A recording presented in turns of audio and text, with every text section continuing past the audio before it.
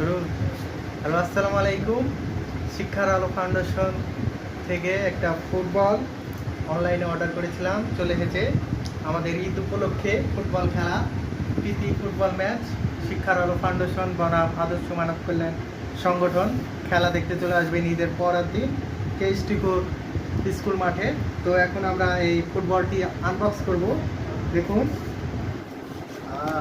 অবশ্য আগেই আনবক্স করেছিলাম, কিন্তু আপনাদেরকে দেখার জন্য আবার আনবক্স করছি।